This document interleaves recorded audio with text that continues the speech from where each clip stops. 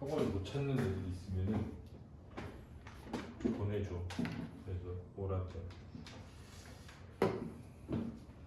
자, 일단 해볼까? 그렇지? 베를메미어라고 돼 있는 앞에 서정갈레이라고 돼 있는 한 장 앞에 봐봐.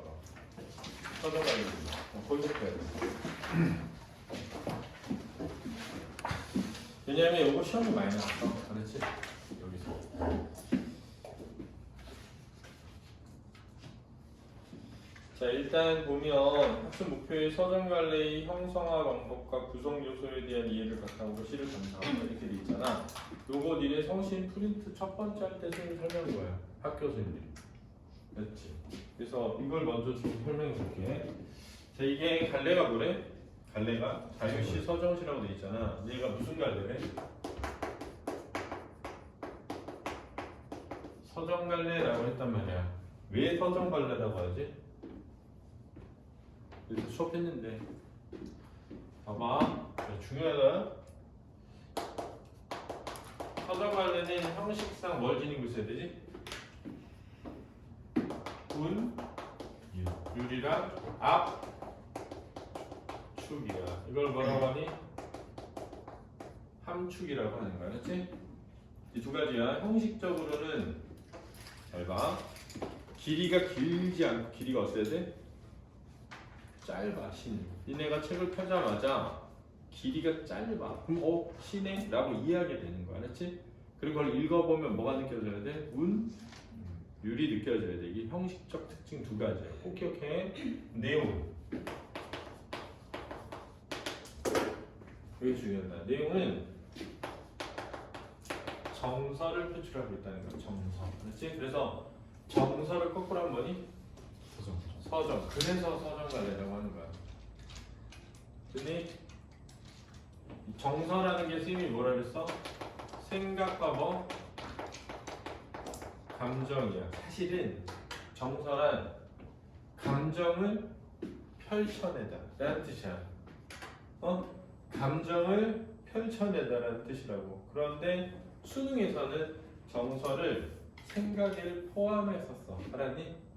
그래서 내가 감정만 정서가 아니라 뭐도? 생각도 정서다 이렇게 가르치는 거야. 근데 교과서에서 니네 교과서나 학교 선생님들이 뭐라 하냐면 정서와 생각 이렇게 말한다. 그렇지? 왜냐면 정서가 원래는 뭐니까? 감정이니까. 그래서 왜냐면 자 감정을 펼쳐내다 이게 정서야. 그러니 근데 니네 학교에서는 정서와 생각 이렇게 가르친다고. 내용. 됐니? 네, 자 그럼 이제 결론을 다시 말할게.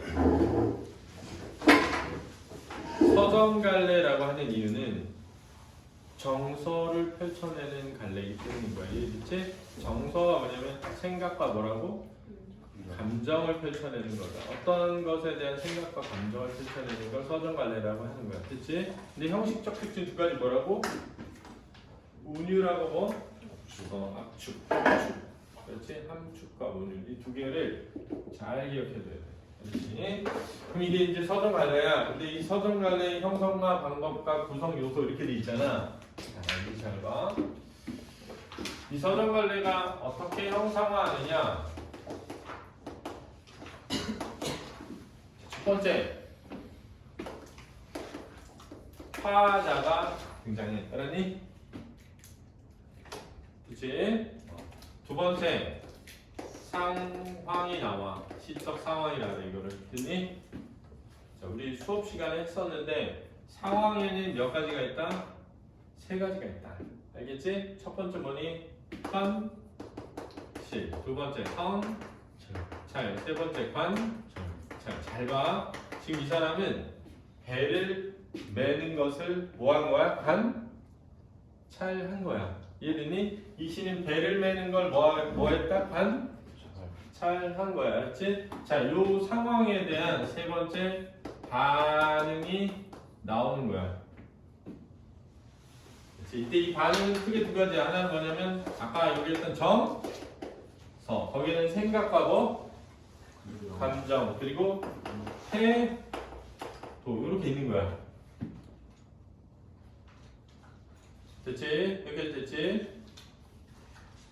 그런데 네 번째인 청자는 나올 수도 있고 나오지 않을 수도 있는 거야. 됐니? 여기 잘 이해해야 돼. 그치? 그럼 이제 일반적으로 선생님이 뭐라 했냐면 봐봐. 성찬이 뭐지? 자기를 돌아보는 거야. 그렇지? 자, 잘 봐.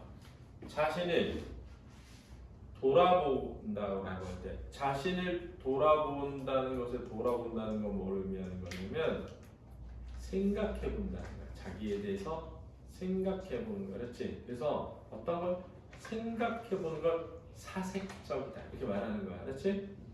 그러면 사색을 통해서 깨달음이 있을 때 시를 쓰게 돼. 그렇잖아. 내가 나를 돌아봤는데 그래서 나를 돌아본다는 걸 생각해 봤는데 깨달은 게 없어. 그럼 시를 쓸 일이 없잖아.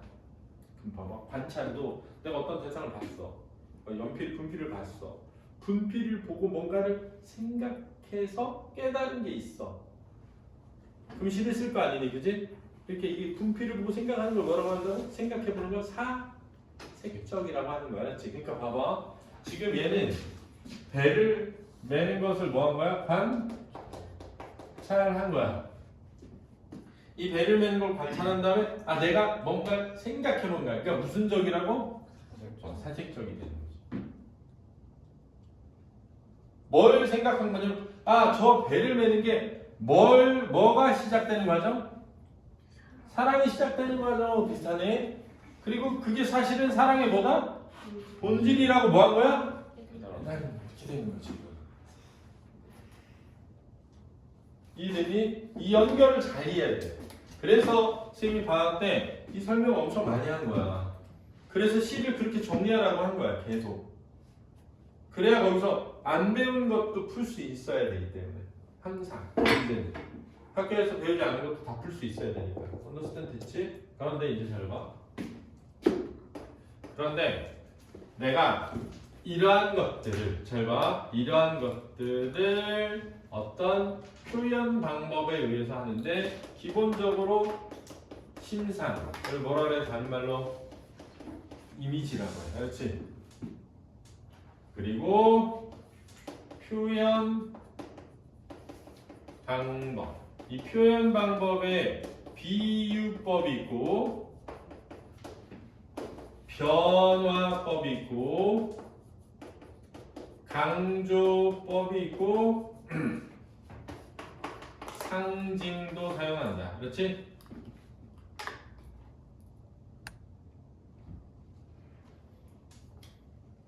됐니? 당연히 시에는 그 구성 요소에 뭐도 있어? 운? 율도 있고 당연히 압축도 사용하죠. 지금 내가 번호로 매긴 요것들이 시의 무슨 요소? 구성 요소인 거야. 그래서 여기 이렇게 말한 거야. 형상화 방법과 무슨 요소?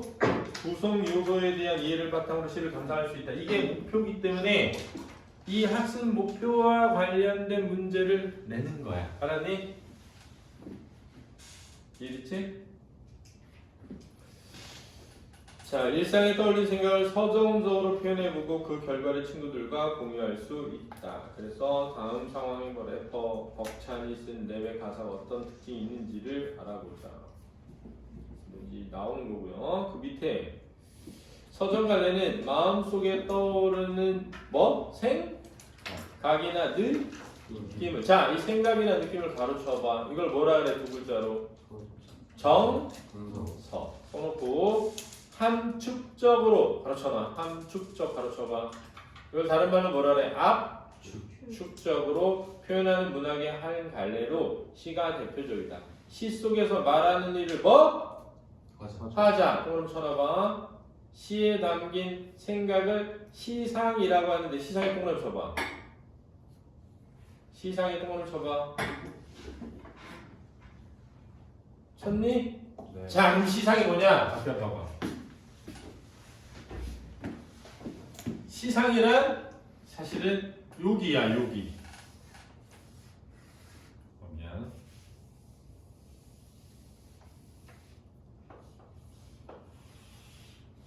이게 시상이 되는 거야. 왜냐면 잘 봐. 시상이라고 했잖아. 왜 시상이냐? 시의 영상이라는 뜻이야. 시의 영상. 왜 영상이냐? 시는 무슨 뭐화해? 형상화하거든. 영상으로 형성해서 보여준다는 거야. 그래서 시상이란 뭐냐? 시의 영상이야. 왜 시의 영상이냐? 내 생각, 주제를 형상화하기 때문에 영상화돼 있어. 이해됐니? 걔는 왜 조는 거야?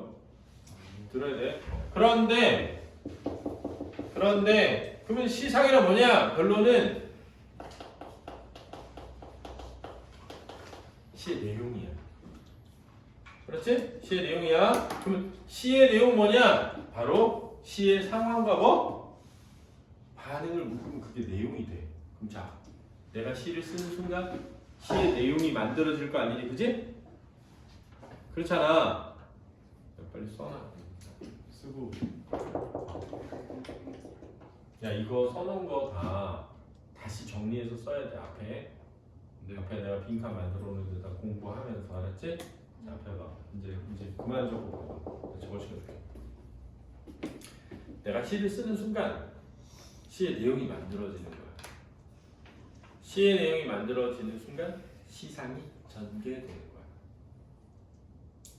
이해됐지? 그러니까 너네가 만약에 시험장에 가서 내신을 보는데 뭐뭐를 통해 시상이 전개되고 있군 그러면 시상은 무조건 전개되는 거야. 시를 쓰는 거야. 그러니까 앞에가 맞아야 돼.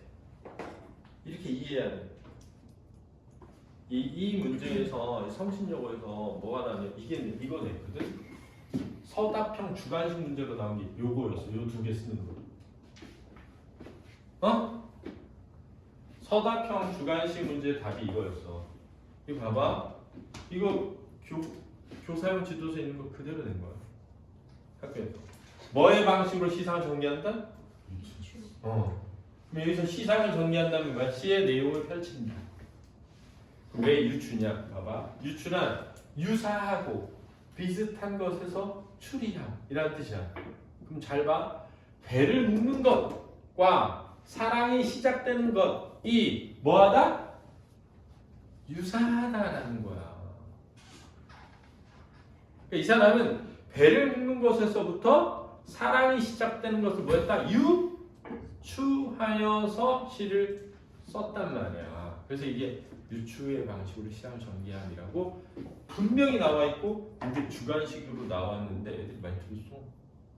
이런 걸 멍청하다고 하는 거지. 공부 안 한 거지. 그러니까 애들 중에는 이런 거 그냥 읽고 마는 애들이 있고 이런 거 외우는 애들이 있는데 외우는 애들이 시험을 잘 보는 거야.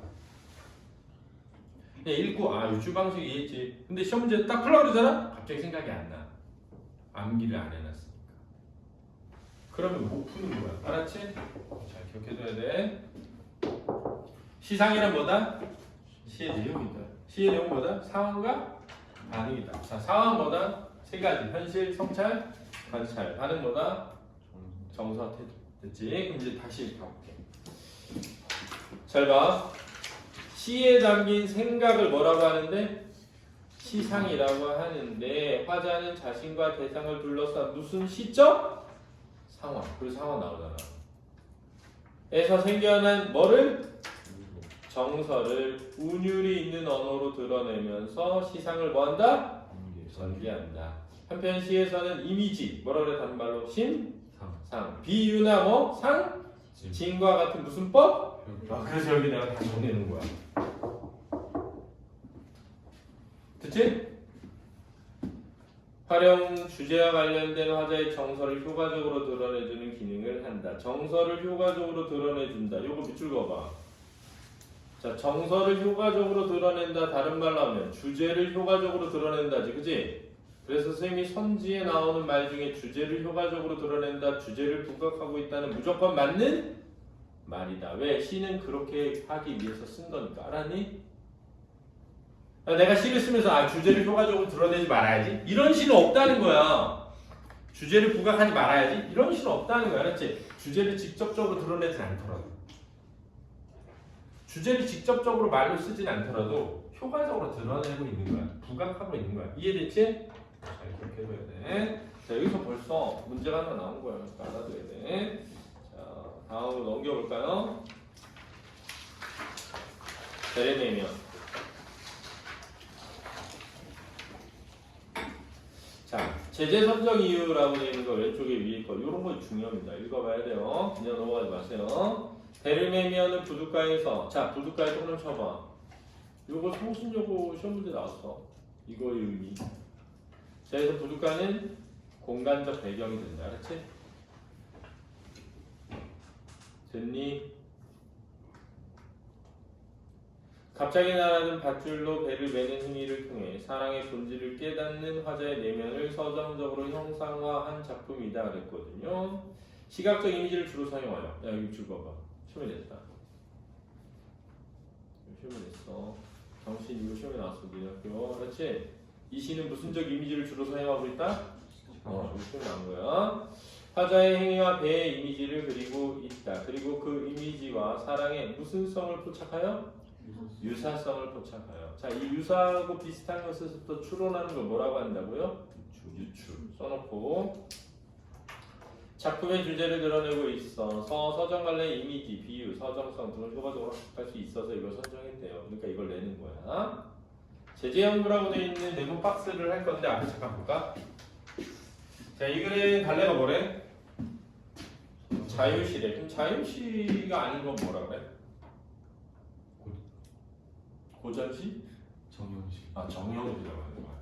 그럼 정영시는 뭐 있어?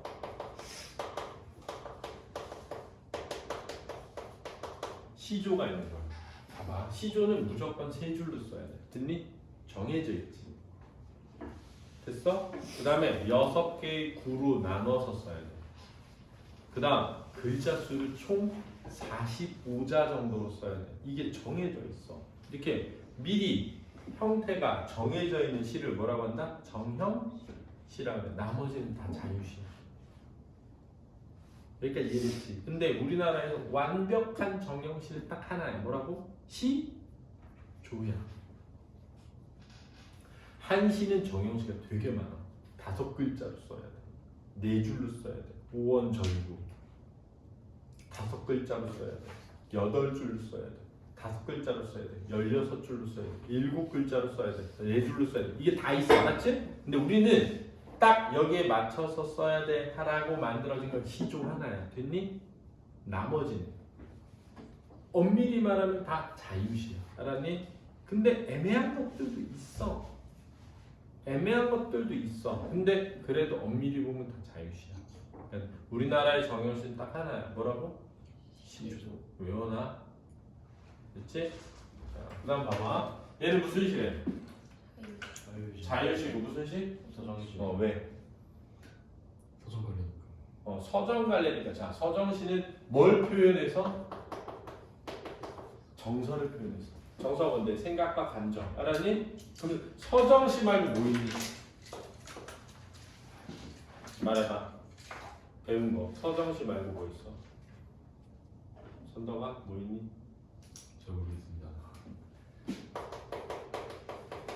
서사시라는 게 있어. 서사시. 알았지? 그럼 서사시는 뭔데? 잘 봐. 원래 이 서라는 거는 펼쳐지다라는 거야. 그럼 봐봐. 서정은 정서가 펼쳐지는 거지. 그지? 여기까지 이해됐지? 서사는 뭐가 펼쳐지는 거야? 사가 펼쳐지는 거잖아. 사가 뭐게? 이야기. 사건. 사건이 펼쳐지는 거야. 이해됐어? 그럼 이제 잘 봐. 서사라는 건 뭐냐면 인물이 등장하고 사건이 펼쳐지는데 형식이 운율이 있고 압축적이야. 그럼 무슨 시라고 한다?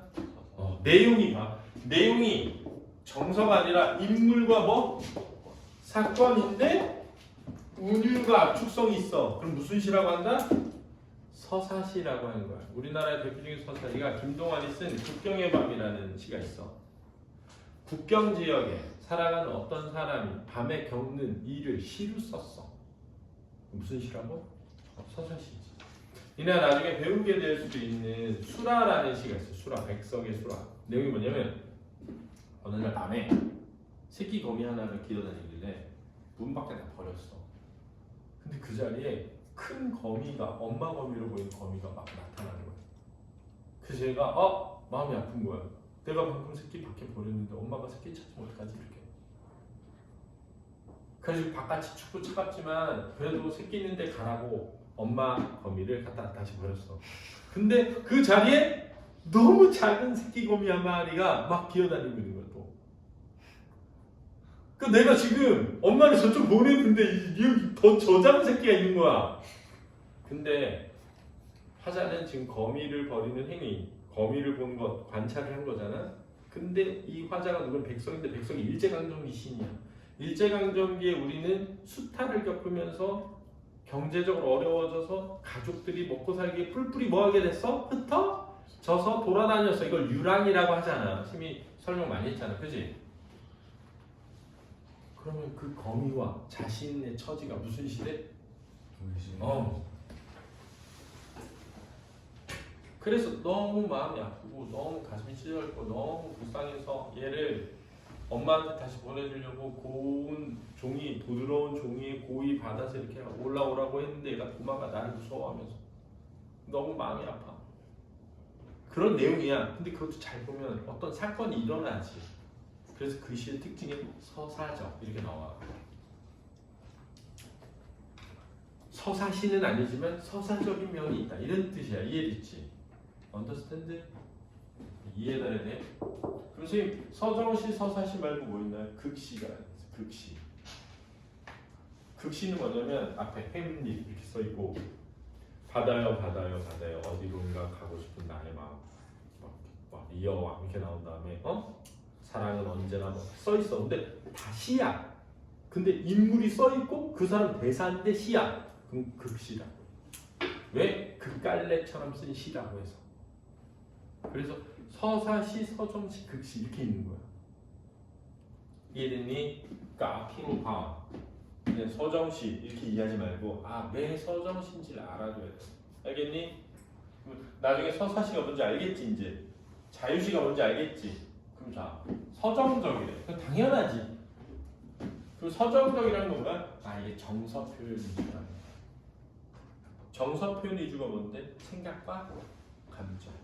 어떤 상황에서 내가 느낀 것과 내 생각을 썼다. 이 뜻이 알았지? 그 다음 비유적. 이 비유라는 건 뭐야? 표현 방법이야. 표현 방법. 알았지? 자, 비유의 정의가 뭐지? 하나의 대상을 다른 대상에 빗대어서 뭐 하는 거야? 표현하는 거야. 그럼 니네 이 하나의 대상을 뭐라고 하지? 원관념이라고 하죠. 여기서 잘 봐. 이 원관념이 뭐냐? 이 시에서 바로 사랑이 시작되는 뭐? 과정이야. 그렇지? 그러면 이 다른 대상을 무슨 관념이라고 해? 보조관념이라고 하거든. 그럼 이 시에서 이 보조관념은 뭐니? 배를 매는 것이 되는 거야. 그러니까 이 사람은 사실은 배를 매는 걸 관찰하며 깨달은 거야. 뭘 깨달았어? 이게 사랑이 시작되는 과정과 같네 이렇게. 그럼 결론은 사랑이 시작되는 과정을 배를 매는 것으로 뭐 한 거야? 표현한 거지. 그러니까 무슨 적이라고? 비유적이다. 이해되니?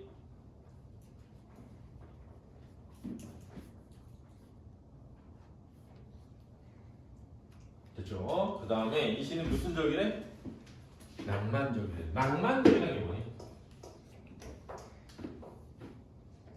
낭만적이라는 말은 낭만이란 로맨스를 뜻하는 거야. 로맨스.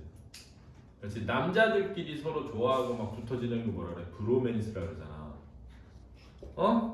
동성이야? 그러니까 사랑을 다룰 때 내용적 내용에 있어서 사랑과 관련된 이야기를 다룰 때 우리는 이거를 무슨 적이라고 한다? 낭만적이라고 한다라는 걸 알아줘야 돼요. 그러니까 이 시의 성격도 시험 문제 나올 수 있는데 그냥 외우지 말고 왜 저런 말들이 쓰이는지를 뭐 하라고? 이해하고 외우라고. 그래야 다른 시를 보고 그럼 이 시도 낭만적인가? 뭘 판단해야 돼? 내용에 뭘 다룰 때? 사랑을 다룰 때. 이해됐어? 이렇게 판단해서 풀어야 되는 거야.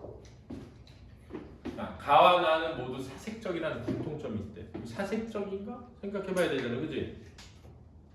이해되니? 그 사색적이 뭔지 알아요. 그쵸? 제재는 뭐니? 제재가 뭐야? 주제와 관련된 소재를 제재라고 하는 거야. 주제를 다루는 소재, 이게 제재야. 배를 매본 경험이 제재다. 주제는 뭔데? 사랑이 시작되는 과정과 사랑의 본질에 대한 뭐라고? 깨달음이라고. 이렇게 깨달으려면 무슨 적이어야 돼? 무슨 적이어야 돼? 사색적이어야 되지.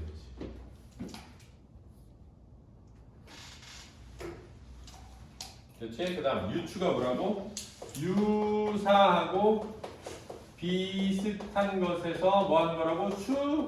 추리하는 방식이라고. 시험에 나왔다고. 시상이 뭐라고? 시의 내용. 됐지? 시의 내용이 뭔데? 상황과 반응. 됐지?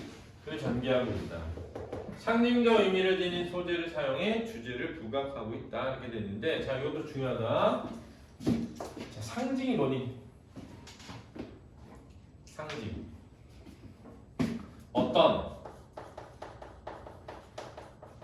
대상을 다른 대상으로 표현하는 것을 상징이라고 하는 거야. 그렇지? 어떤 대상을 다른 대상으로 표현하는 걸 상징이라고 하는 거야. 그렇지? 그럼 자, 비유 봐봐. 하나의 대상을 다른 대상에 빗대어 표현하면 뭐라고? 비유야. 그럼 여기서 하나의 대상도 어떤 대상일 수 있지? 다른 대상에 빗대어 표현하니까 다른 대상으로 표현하는 것일 수 있지. 그래서 엄밀한 의미에서 비유는 다 상징적이야. 알았지? 근데 왜 둘을 나눠놨느냐? 이걸 이해해야 돼. 잘 봐. 앞에 봐봐. 비유는 원관념이 한정되어 있을 때, 상징은 원관념이 한정되어 있지 않을 때 쓴다. 주로. 알았지? 그 다음 두 번째, 비유는 은, 유, 직, 유, 의, 인, 활, 유, 대, 유, 풍, 유. 이 6개에 해당하면 비유라고 하는 거야. 이거 6개인 걸 모르면 절대 안 돼. 그 여기 6개 중에서 혹시 모르는 거 있니? 적어.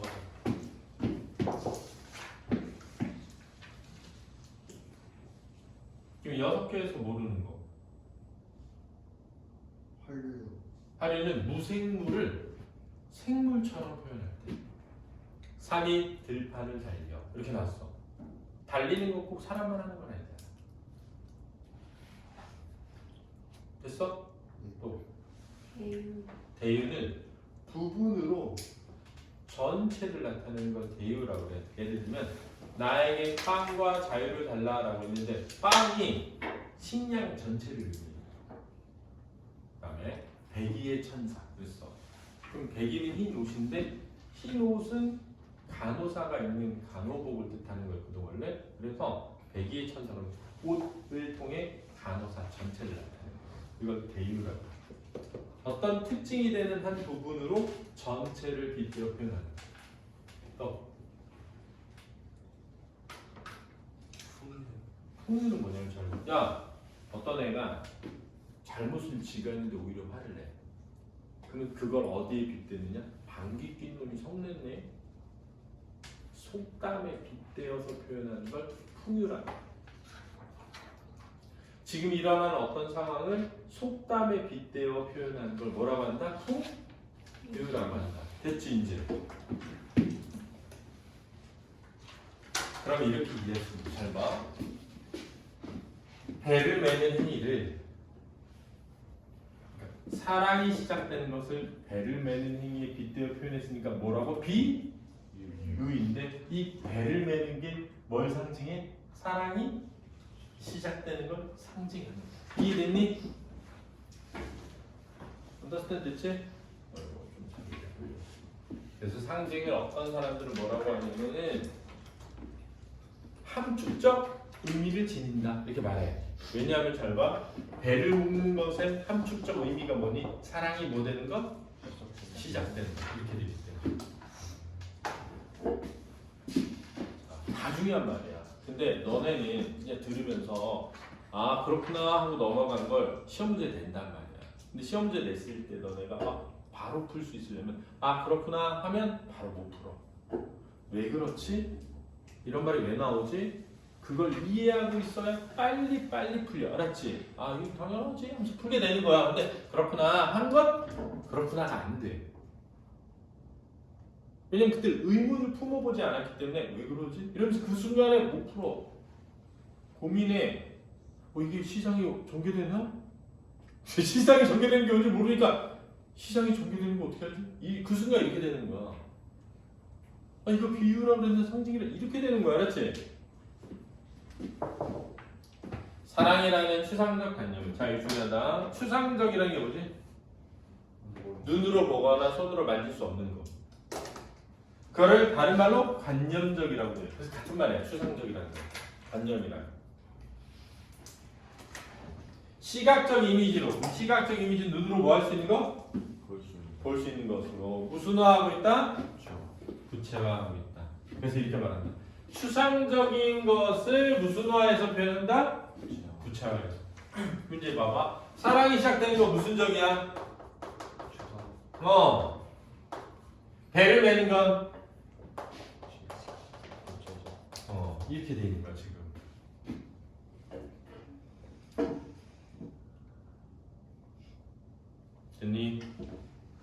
됐니? 사색적 어조. 잘 봐. 사색적이 뭐였어? 생각해보는 거죠.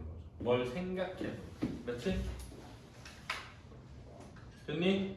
근데 어조는 뭐지? 어조? 어조는 말에서 느껴지는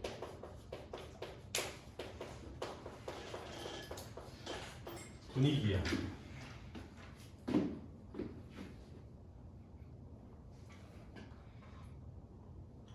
연우야, 이거는 시잖아. 말이야, 글이야? 네가 지금 보는 건 글이야, 말이야?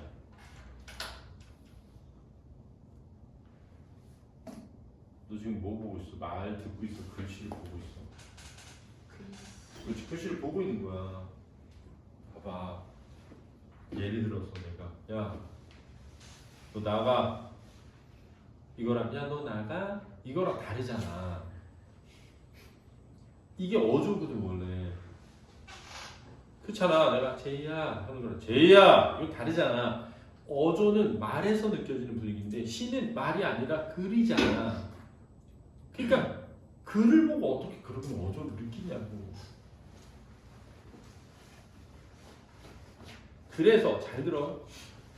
어조라는 건 사실은 말에서 느껴지는 분위기를 뜻하는데 시에서는 내용을 판단하는 거야. 내용이 무슨 적이면? 사색적이면 그냥 뭐라고 한다? 사색적? 어조라고 하는 거야. 그러니까 봐봐. 내용이 난 안 될 것 같아. 난 아무것도 안 되는 인간이야. 그러면 절망적 어조. 이렇게 말하는 거야. 근데 어조라고 돼 있는데 사실은 내용이 무슨 적이라는 거야? 절망적이라는 거야. 그러니까 이해됐지? 어조란 뭐라고? 말에서 느껴지는 분위기인데 사실은 내용으로 판단하는 거야. 됐죠? 됐죠? 그 다음 이제 잘 들어. 담담하게 전달하는 거야. 이게 무슨 말인 거야? 담담하게 전달하는 거야. 담담하게 전달하는 게 뭐냐면 무슨 적이지가 않다?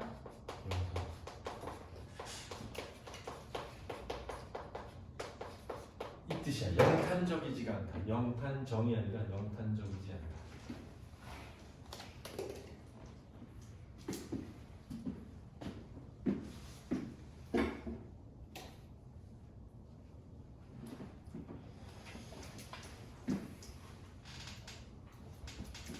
자, 이제 한번 같이 보도록 할게요. 시를. 아무 소리도 없이 말도 없이. 잘 봐. 첫 번째.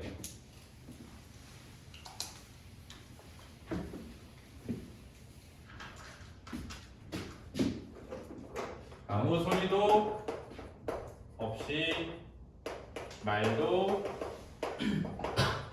없이 이렇게 되잖아. 그럼 시험 문제 뭐가 나오냐? 잘 봐. 일단 요거가 뭐 되고 있어? 두 번 나왔으니까 반복되고 있잖아. 그래서 첫 번째 반복은 몇 번 나오면 된다? 두 번. 근데 뭐의 반복인지가 중요하잖아, 그지? 그럼 이거는 뭐의 반복이라고 해야 돼? 시어의 반복이라고 하는 거야. 자, 시어가 반복되고 있는 거야. 자, 반복되면서 뭘 무조건 만들었다? 은유를 무조건 만드는 거야. 반복은 은유를 만드니까.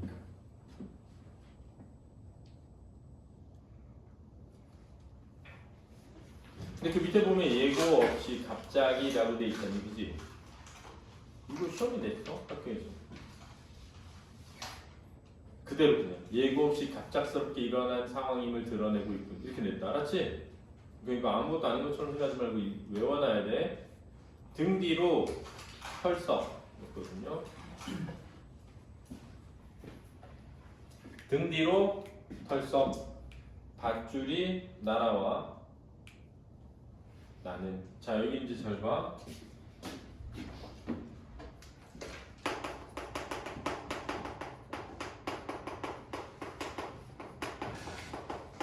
일단 여기서 첫 번째 나라는 걸 뭐라 해? 1인칭 드러난 하자라고 하는 거야. 이거 중요한 개념이야.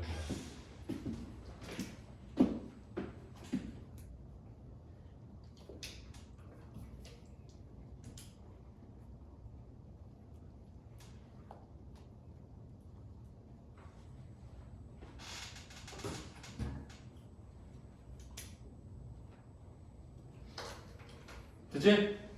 여기에 털썩 이렇게 나왔잖아.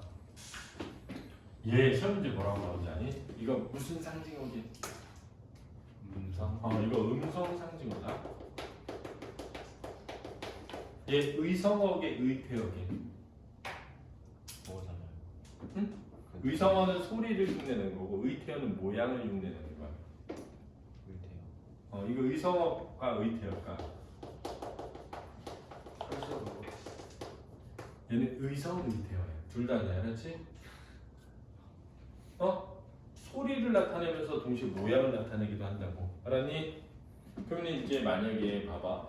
두시의 공통점을 적절한 것은 그랬는데 음성 상징어를 사용하여 이렇게 나올 수 있잖아, 그치? 그럼 음성 상징어는 의성어 또는 뭐라고? 의태어라고. 근데 쟤는 의성어도 되고 뭐도 된다? 그러니까 알아들어. 뛰어가 밧줄을 잡아다 배를 낸다. 그래요. 시저가 밖으로 드러나 있어. 아주 천천히 그리고 조용히. 자, 여기 시험에 나올 수 있는 건데 잘 봐.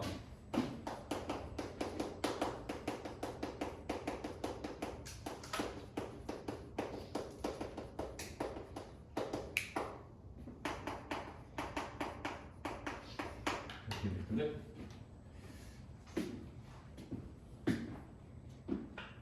자, 일단 얘가 품사 뭐니? 부사야, 그렇지? 부사. 부사는 부사어의 기능을 하잖아, 그지? 부사어는 수식의 기능을 하는 거란 말이야, 그지? 그럼 얘가 뭘 꾸며? 천천히. 얘를 꾸미는 거야. 잘 들어봐. 시험 문제 이렇게 나올 수 있어. 부사는, 그렇지? 그 자체의 의미보다는 다른 말을 수식하면서 그것을 뭐하는 기능을 하냐면 강조하는 기능을 해요, 항상. 근데 뭘 강조하는지를 묻는다. 뭘 강조하냐? 천천히. 그치? 천천히를 강조하잖아. 근데 이 천천히가 어떤 함축적 의미를 지닐까? 야, 여기서는 지금 뭐였어? 막 뛰어갔잖아. 근데 여기서는 뭐해? 천천히. 천천히잖아. 그러니까 엄밀히 말하면 이 두 동작은 서로 뭐 돼 있어? 대비돼 있단 말이야. 그렇지? 대비돼 있단 말이야. 여기서 천천히는 뭘 의미하니? 라고 하잖아.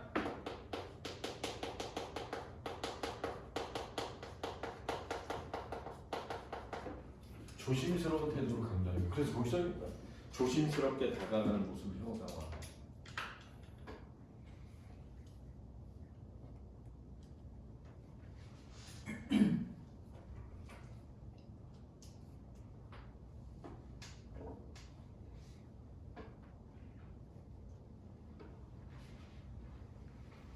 배는 멀리서부터 닿는다 이렇게 되거든.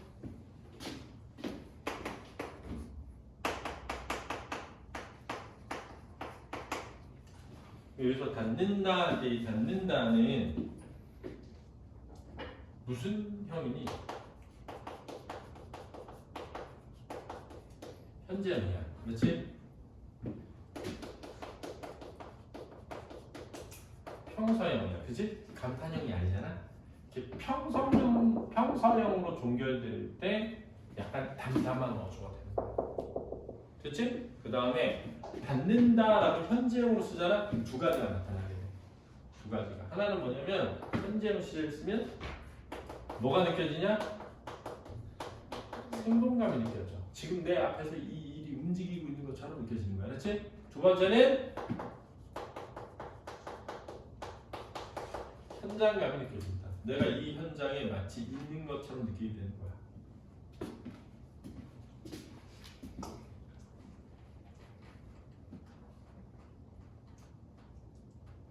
그런데 자, 이 교사형 지도서에 보면 여기서 대가 결국 뭐가 된대? 사랑하는 대상이래. 그러면 이 배는 사랑하는 대상을 함축적으로 의미하고 있는 거지, 그지? 그러니까 이 배는 사랑하는 대상을 상징하고 있는 거지, 그지? 그리고 그 설명에 보면은 배를 맨다에 뭐라고 썼어? 사랑의 시작.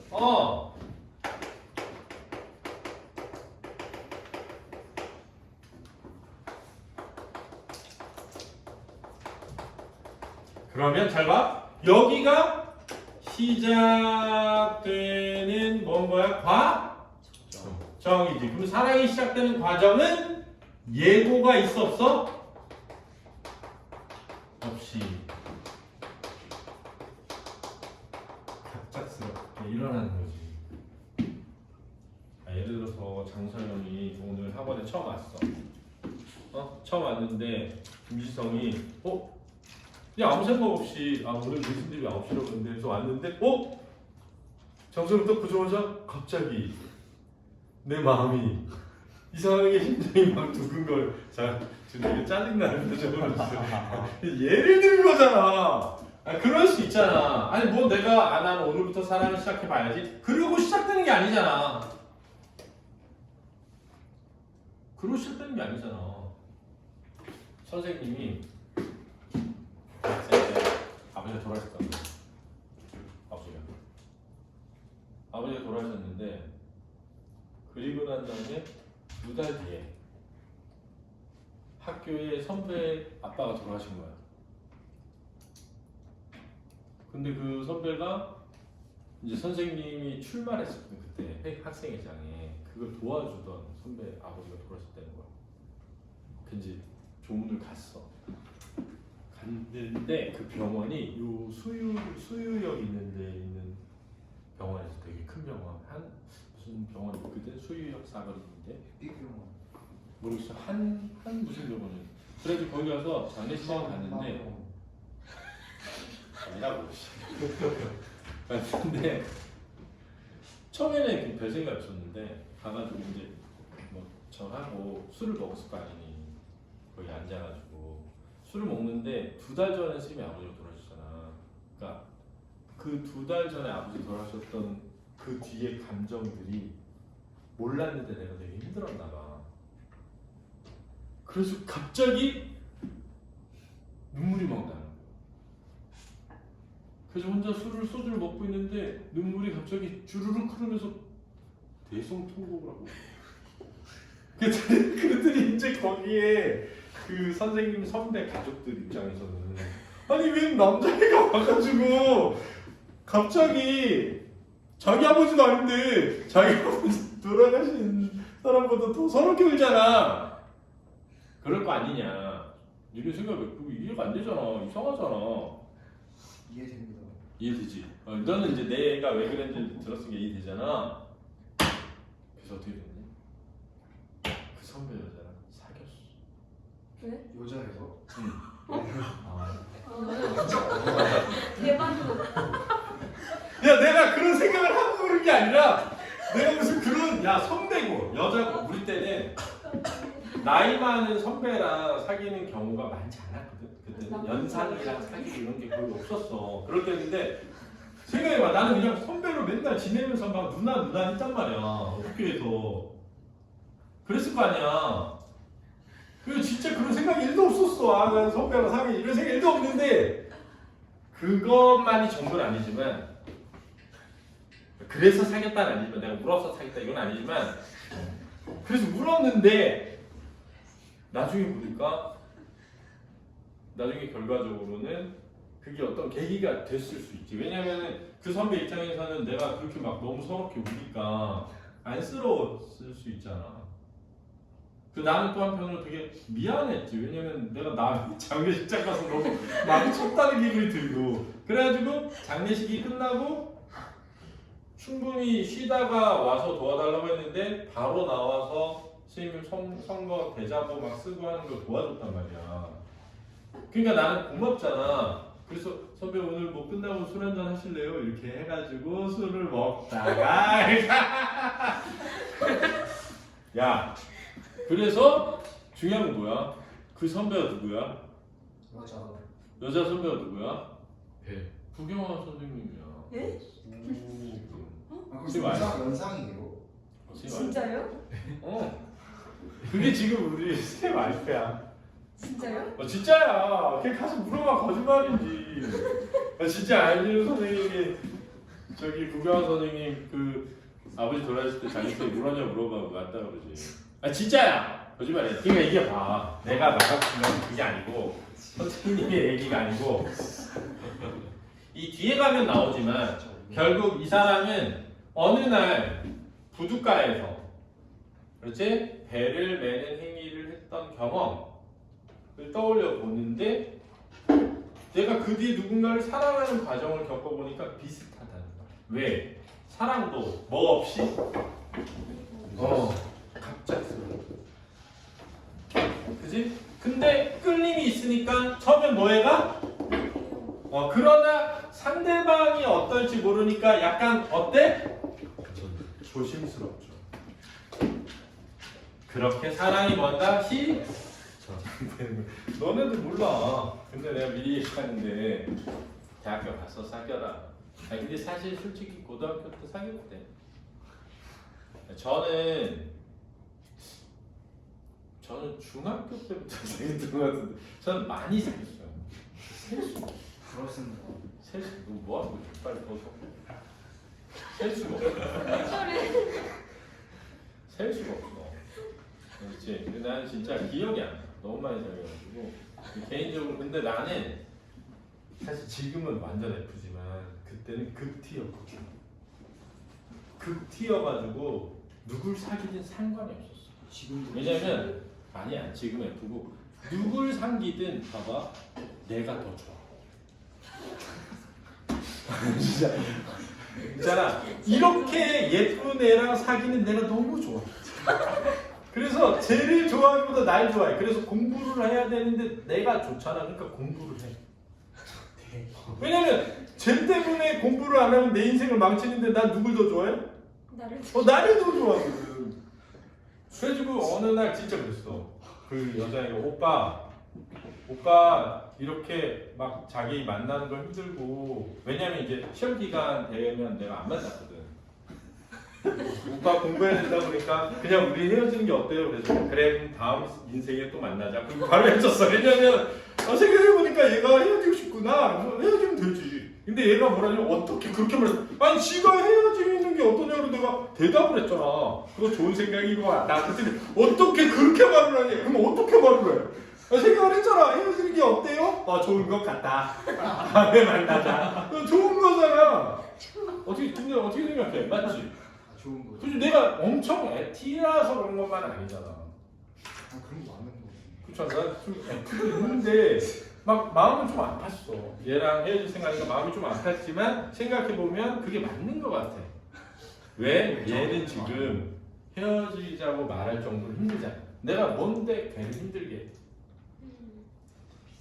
그래서 내가 말해주고 싶은 건 니네한테 말해주는 건 니네가 너네를 진짜로 사랑할 수 있다면 누군가를 사랑해도 좋다고 생각해.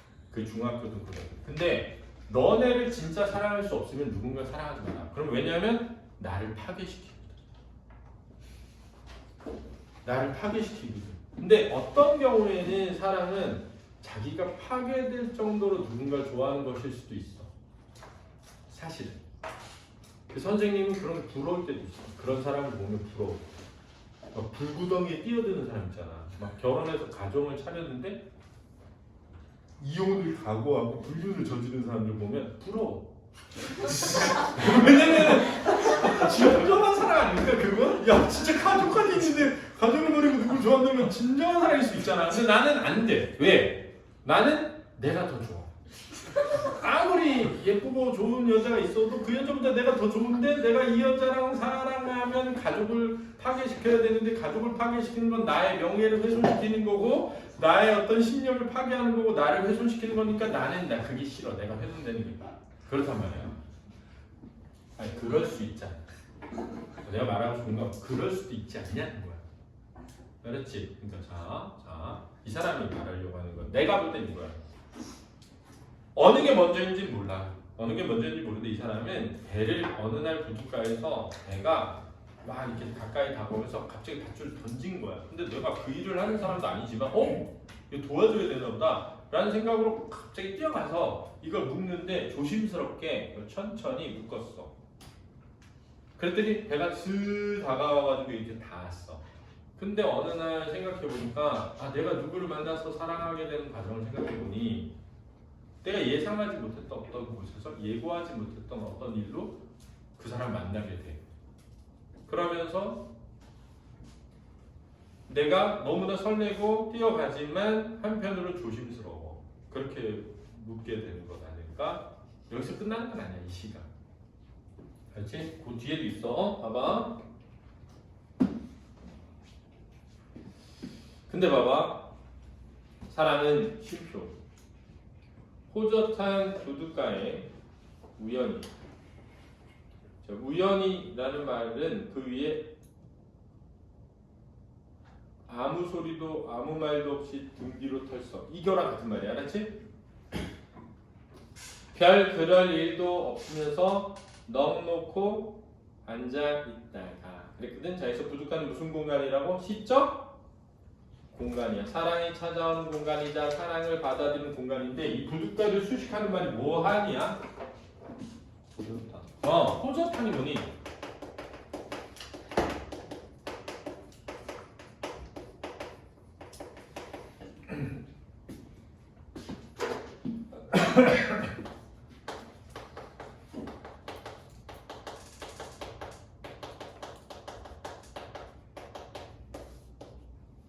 이런 거거든.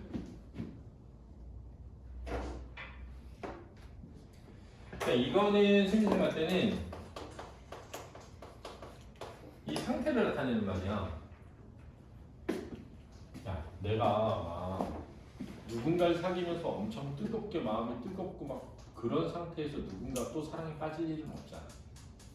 보통은 내가 약간 고요하고 외롭고 조용하고 혼자 있는 상황일 때 사랑이 뭐하게 돼? 다가오게 되지.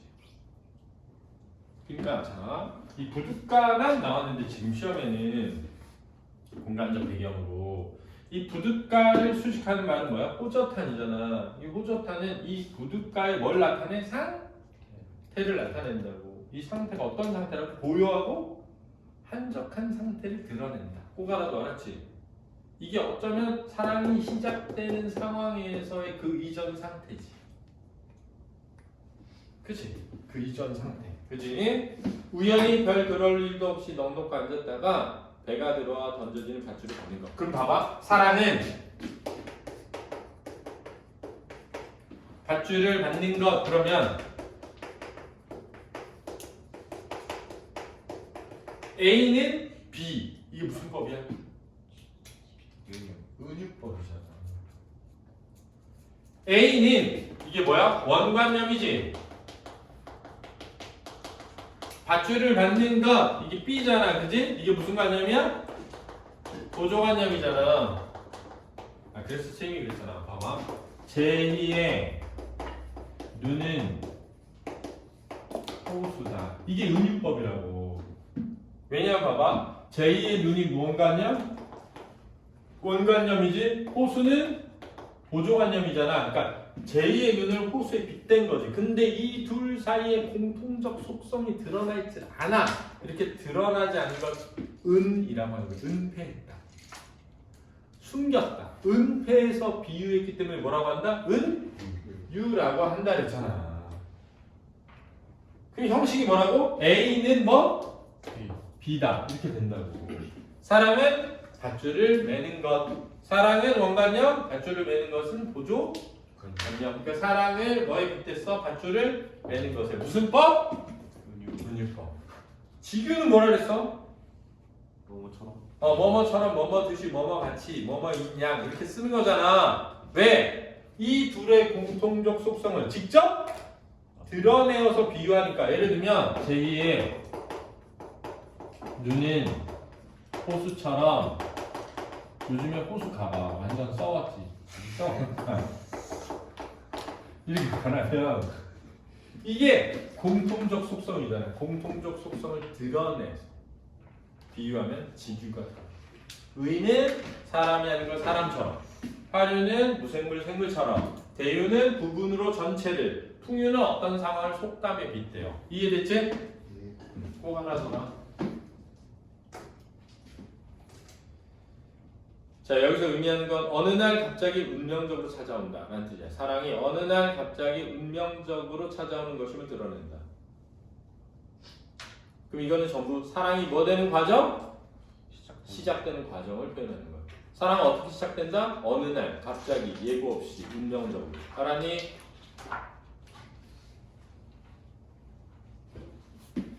그래서 어찌할 수 없이 배를 매게 되는 거예요. 여기서 어찌할 수 없는 걸 뭐라 그래? 운명이라고 하는 거야. 어찌할 수 없이.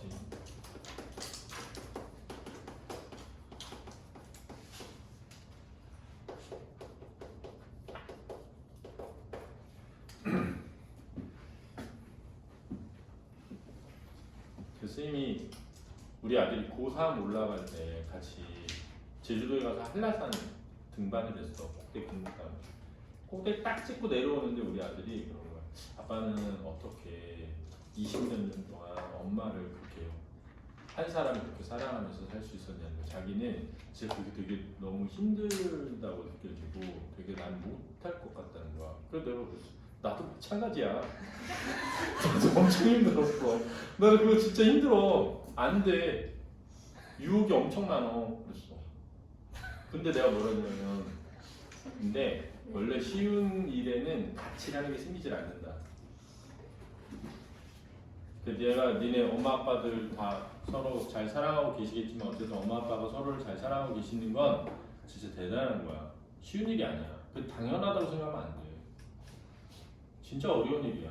근데 그 어려운 것들을 하고 있기 때문에 그게 가치가 생기는 거야. 그래서 그때 내려오면서 내가 아들한테 한 말은 뭐냐면, 너가 고3이 됐고 공부를 하건 뭘 하건 간에 그건 되게 힘든 일일 거다. 근데 힘들기 때문에 거기서 가치가 만들어진다는 것을 생각해라. 이렇게 말했단 말이야. 근데 우리 아들 그때 한 말이 뭐였냐면, 나 아직 고3 아니야? 그랬어. 아직 고1에. 내가 깨했어 그때. 이런 개새끼가 다 있지. 이렇게 감동적인 얘기를 하고 있으면 감동을 좀 받고 아빠한테 아빠 역시 훌륭한 말을 많이 이래야 되는데 갑자기 나 고이야? 갑자기 근데 진짜 백목담시 밀어버리고 싶었어. 와 진짜 살인의 충동을 느꼈다니까 그때. 와 이걸 내가 나왔다는 것이 믿기지가 않는다. 고생합니다. 자, 그 다음 이제 잘 봐. 오른쪽에 시어의 의미, 배는 뭐다? 사랑하는 대상. 밧줄은 뭐다? 사랑하는 대상과의 뭐다? 인연. 부둣가는 뭐다? 사랑하는 인연을 받아들이게 되는 곳. 사랑이 찾아올 공간적 배경이다. 근데 이 부둣가를 꾸미는 말이 뭐다? 호젓? 탄. 그거 아직 안 나왔으니까 알아두고. 그 밑에 이제 나오는데 구름과 빛과 시간은 사랑하는 대상을 둘러싸고 있는 뭐다? 세계 전체를 의미하는 거야. 그 다음 반복을 통한 운율의 형성 볼까요? 뭐뭐도 없이가 뭐 되고 있다? 반복되고 있다. 소리도 없이 말도 없이. 그 다음 니은다, 배를 맨다, 닫는다 가 뭐 되고 있다? 반복되고 있다. 왜? 두 번 나오면 뭐라고? 반복이라고. 알았지? 뭐뭐 한다는 것, 밧줄을 받는 것, 배를 매게 되는 것. 이렇게 두 번 나오면 뭐라고? 반복이라고. 반복은 뭘 만든다? 유를. 이거 중요하다. 지금 두 번밖에 안, 두 번이면 반복이라고. 두 번이면.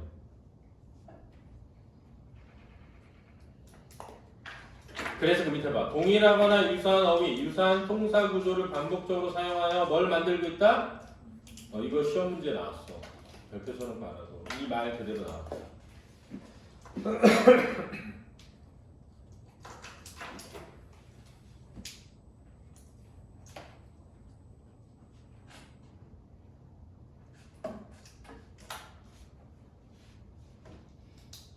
자, 볼까요? 잔잔한 바닷물 위에 구름과 빛과 시간과 함께. 자, 구름과 빛과 시간과 함께. 무슨 법이니? 연세? 연세는 아니죠. 연세는 원숭이 엉덩이를 빨리 입고. 그게 연세예요. 뭐라고? 아니 뭐라고? 자, 여기 이제 잘 봐. 이 바닷물 위도 무슨적 배경이니? 이걸 꾸미는 말이 뭐야? 아까 호젓한 뭐 부둣가? 이거 잘 생각해놔야 돼, 그렇지? 그 다음에 잔잔한 바닷물 위에 뭐 구름과 빛과 뭐 시간과 함께 이렇게 나왔단 말이야. 그럼 잘 봐. 이걸 뭐라고 하냐면 열거법이라고 하는 거야. 열거법은 뭐냐? 동일한 뭐 범주에 다른 대상이 몇 개 이상 나와야 돼? 3개 이상.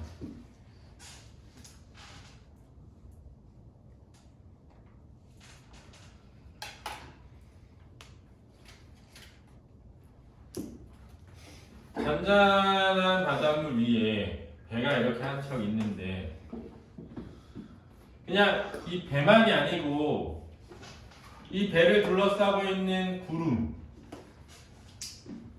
그리고 그 구름 사이로 이렇게 비쳐서 내리는 빛 그리고 시간이 함께 뭐 하는 거다? 떠 있는데 함께 떠 있는데 배를 매면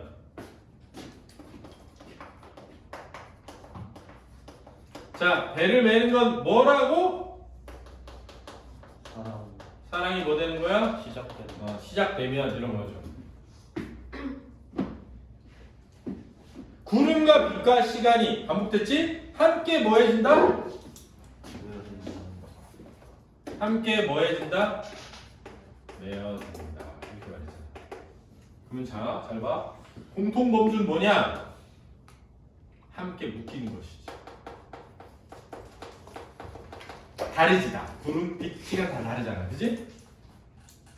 서로 다른 것들 3개가 공통적으로 묶여 있는 것이라는 공통점을 지니고 있으니까 무슨 법이라고? 열거법이야. 근데 여기서 특히 잘 봐. 중요하다. 빛, 특히 시간 같은 것은 특히 시간은 무슨 적이야? 추상적이지. 시간은 뭐 할 수 없어? 묶을 수가 없는데 묶는다고 매인다고 했으니까 구체적으로 무슨화했다? 형상화했다. 이거 시험에 나오는 거 알았지? 추상적인 시간을 구체적으로 뭐 했다고? 형상화하고 있는 거야. 이걸 뭐라고 하냐? 주관적 변형이라고도 한다. 이거 중요한 거야.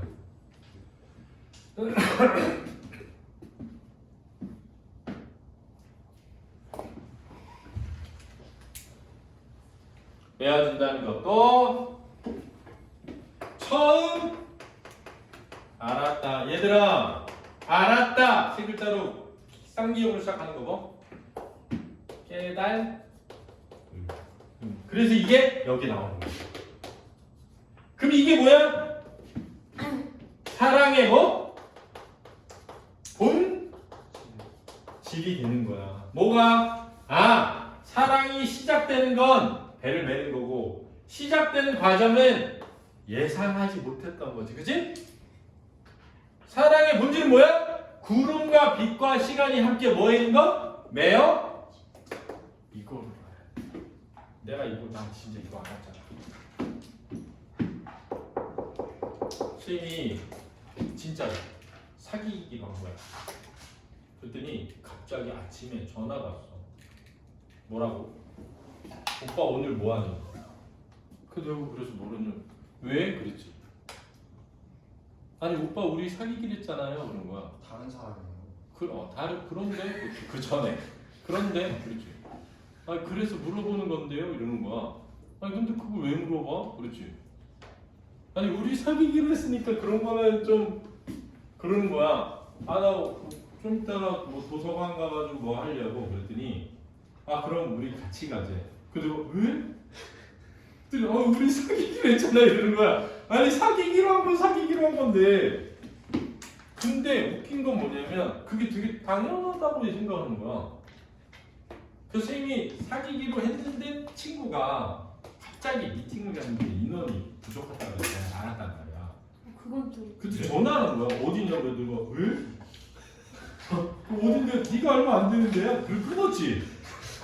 아니 그런 사람 알면 안 되잖아. 끝났잖아. 왜? 내가 지금 딴 사람하고 미팅하고 있는데. 그래서 나중에 물어보는 거야. 아니 어디 갔었는데 자기 알면 안 되냐 그래가지고 아 내 친구가 갑자기 미팅 가는데 한 명이 부족하더라 내가 갔다 왔다. 그랬더니 어떻게 그럴 수가 있냐는 거야. 내가 그래서 뭐라냐면 왜 너 불안해? 말했지. 야 나는 거기 갔다 와서 네가 얼마나 좋은 사람인지를 더 깨닫게 됐고 너가 진짜 좋은 사람인 걸 알게 돼서 나는 널 더 사랑하게 됐는데 너는 나를 좋아하지 않게 된 거니? 이렇게 물었지. 아니 가스라이팅이 아니라 진짜 생각해봐. 니네 생각해봐. 그러면 내가 장성이랑 사겨. 그럼 장성이한테 앞으로 너 어떤 상황에서도 어떤 자리에서도 남자가 있으면 그냥 나와야 되고 어떤 남자도 만나면 안 되고 이렇게 해야 돼? 아니면 그냥 너가 편하게 만날 수 있는 사람들 만나러 해라. 그런데 누굴 만나든 나보다 좋은 사람 없을 거야. 아 이게 가스라이팅이 아니라 만약에 있으면 그 사람하고 사귀라. 왜? 결혼한 것도 아닌데 나보다 더 좋은 사람 생겼는데 나랑 먼저 사귀었다고 해서 그 사람 놓치면 아깝다. 네 인생이.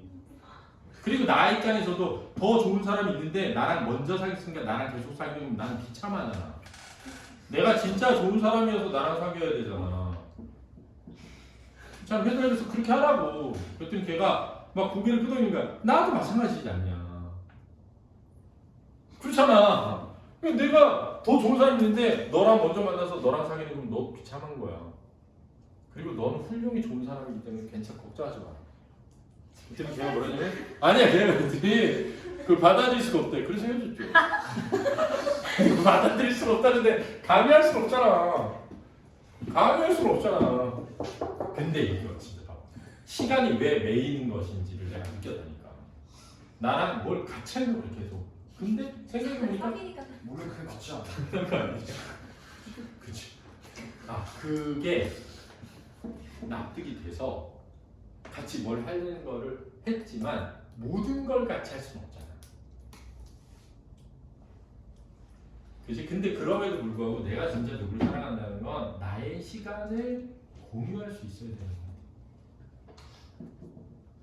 그게 사랑이야.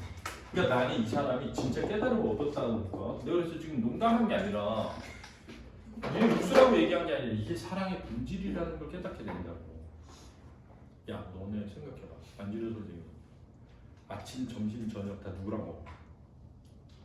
구경원장만 먹잖아. 니네 엄마 아빠가 아침, 점심, 저녁을 365일 같이 먹는 사람 많이 없잖아. 난 365일을 제 와이프랑 먹어. 진짜요? 한 끼도 남하고 먹어본 적이 없어. 내가 누구랑 술 마시러 가도 와이프랑 같이 안 사. 왜? 다른 게 싫어. 그러고 싶지가 않아. 노선생은 그때는 새 와이프가 자기 친구들과 밥 먹으러 가서 나 혼자 버려졌을 때 그때서야 내가 진짜 사랑하는 전화를 조심스럽게 걸죠. 그리고 중요한 건 뭐냐면 노소문은 내가 아무리 사랑해도 의심을 안 받잖아. 그렇잖아. 그리고 밥을 먹는데 노소랑 밥 먹으면 얼굴 보면 웃음이 나. 잘생겼어. 너무 좋아.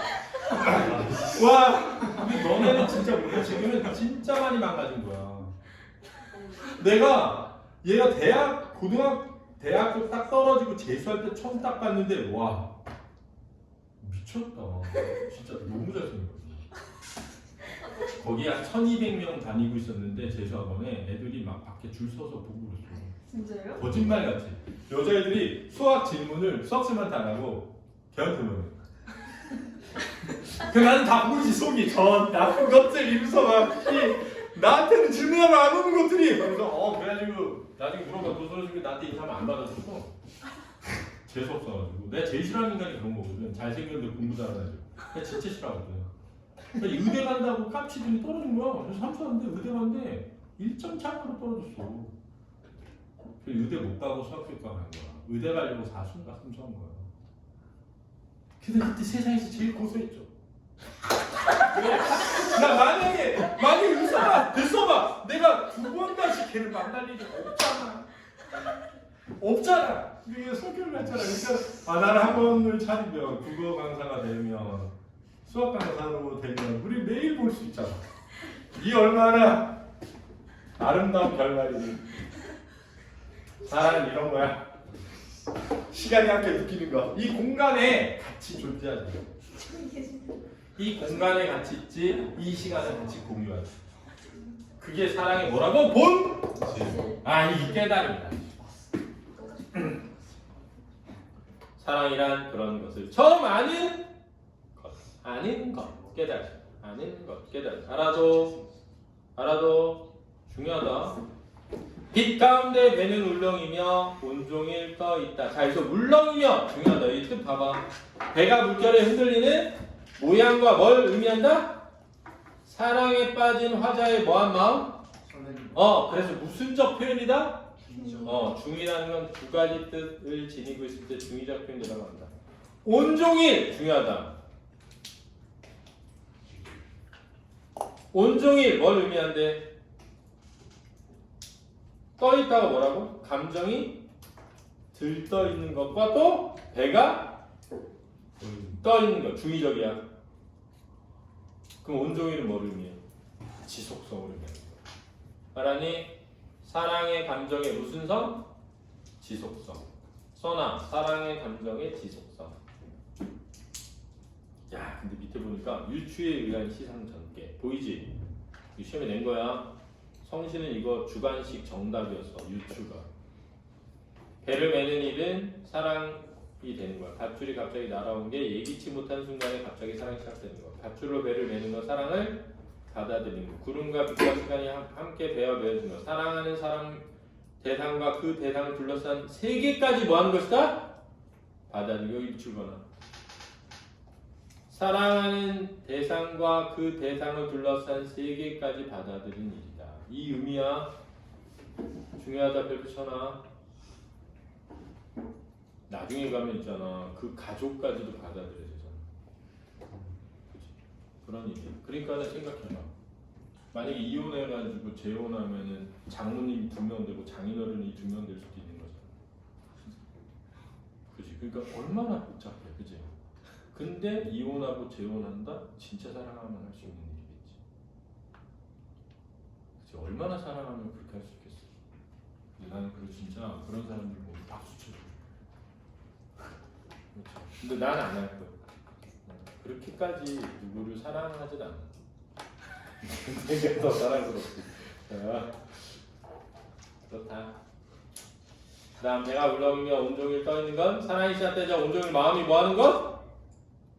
설레는 것을 의미하는데 꼭 알아두시고요. 화자는 배려는 열리는 이들과 사랑의 유사성을 바탕으로 사랑이란 추상적 감정. 자, 추상적 통로처럼 배를 매는 구체적인 행위, 구체적 통로를 줘봐. 그래서 추상적인 것을 구체적으로 무슨화했다? 형성했다. 이를 통해 사랑이 시작되는 과정과 사랑의 본질에 대한 깨달음을 효과적으로 표현했다. 자, 잘 봐. 사랑이 시작되는 과정 뭐라고? 우연히, 갑작스럽게, 예고하지 않고. 알았지? 사랑의 본질 뭐라고? 그 사람과 그 사람을 둘러싼 모든 세계를 받아들이는 것. 알았니? 네. 걷다 대고 내가 얘기했다고 뭐 시간 약속을 매일 하는 거 이렇게 쓰면 안 돼. 그 사람을 둘러싼 세계를 모두 받아들이는 것. 이렇게 해야 된다. 그 다음 밑에는 그냥 안 해도 학습 활동 중요하다. 자, 화자는 어디 있죠? 한 장 넘겨. 학습 활동 중요해. 자, 화자는 지금 어디 있죠? 어떤 보드카였어? 호젓한 보드카였어. 알았지? 자, 배는 어디에 떠 있죠? 잔잔한 바닷물 위. 그래서 호젓함과 잔잔함의 유사성을 지니고 있는 거 알았지? 배는 뭐라고? 사랑하는 대상. 화자는 나. 알았니? 나는 어디 있다고? 호젓한 부두가. 그렇지? 배는 어디 떠 있다라고? 잔잔한 바닷물 위에. 그렇지? 무엇을 하는가? 넋 놓고 있다가 배가 들어오면서 갑자기 던져진 밧줄을 잡아다 맸다는 겁니다. 1년은 예고 없이 들어온 배를 매본 경험을 설명하고 있고요. 2년은 갑자기 배를 매듯이 운명적으로 뭐가 찾아왔다? 그래서 3년은 배를 둘러싼 주변 환경에 대한 인식입니다. 자, 이 배를 둘러싼 주변 환경이 뭐였죠? 세 가지? 빛, 시간. 구름, 빛, 시간. 그렇죠? 4년 사랑의 본질에 대한 깨달음. 이게 뭐라고? 그 사람과 그 사람을 둘러싼 세계를 받아들이는 것. 이렇게 선화해야 돼. 알았지? 그래서 5년은 온종일 울렁이며 떠있는 배인데 이게 중의적이라고 알았니? 네. 뭘 의미한다? 울렁이는 사랑하는 마음, 사랑으로 울렁이는 마음, 떠있는 물 위에 떠있는도 되지만 마음이 들떠있는. 알았니? 이 시에서 느껴지는 화자의 동선은 어떠한지 이야기해 보시기 바랍니다. 넘겨서